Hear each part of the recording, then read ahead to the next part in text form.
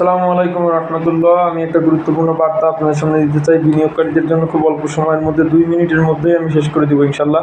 দেখেন, আমরা একটা বিষয় দেখেছি যে আজকে কয়েকটা পোস্টে দেখলাম যে আগামীকাল আগারগাঁওতে আন্দোলনের ডাক দেওয়া হয়েছে।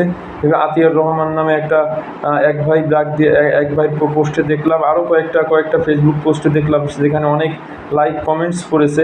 দেখেন, আজকে যে আন্দোলনটা হয়েছে ঢাকার মধ্যে, যে আপনার কর্মসূচি হয়েছে, এখানে উপস্থিতির সংখ্যা অত্যন্ত নগণ্য ছিল এবং প্রত্যেকের মধ্যে একটা দ্বিধাদ্বন্দ্ব ছিল যে আমরা দাঁড়াবো আগারগাঁওতে, কেন মতিঝিলে দাঁড়াবো, আমাদের ক্ষতি করা হচ্ছে আগারগাঁওতে বসে, সেখানে আমরা দাঁড়াবো, সেখানে আমরা পার্টিসিপেট করব এবং মতিঝিলে দাঁড়ায় কোনো লাভ নাই। এরকম কিন্তু মানুষের সংখ্যা, এরকম বিনিয়োগকারীদের সংখ্যাই বেশি এবং তারা প্রশ্নও তুলতেছে বারবার, কেন মতিঝিলে আন্দোলন, আগারগাঁওতে সেইভাবে স্বতঃস্ফূর্তভাবে আন্দোলন না করে কেন মতিঝিলে আন্দোলন করা হবে, কেন আগারগাঁও ঘেরাও করা হবে না, এরকম কিন্তু মানুষের মধ্যে একটা প্রশ্ন জমতে। সেই জায়গা থেকে আজকে দেখলাম যে একটা আন্দোলনের ডাক দেওয়া হয়েছে।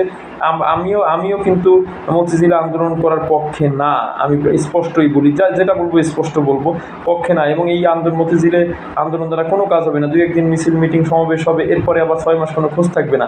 এই কারণে আন্দোলন 2 দিন করলে জায়গা মতন করতে হবে।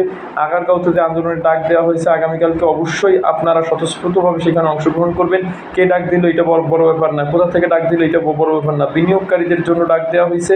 যদি কোনো বিনিয়োগকারী ভাই ডাক দিয়ে থাকে, আমরা যারা ক্ষতিগ্রস্ত বিনিয়োগকারী, অবশ্যই পোর্টফোলিও নিয়ে, আমরা অল্প মানুষ হলেও আমাদের যে ক্ষতি হয়েছে, এই ক্ষতিটা আমরা শো করে, এই ক্ষতিটা ফোকাস করে আমরা ওইখানে অবস্থান কর্মসূচি গ্রহণ করব এবং আমরা যেটা করব, ভিডিও করে এটাকে আমরা প্রচার করে দিব। দেখবেন যখন ঢাকা শহর চতুর্পাশের মানুষ এটা জানবে, তখন কিন্তু তারা এখানে উপস্থিত হবে ইনশাল্লাহ।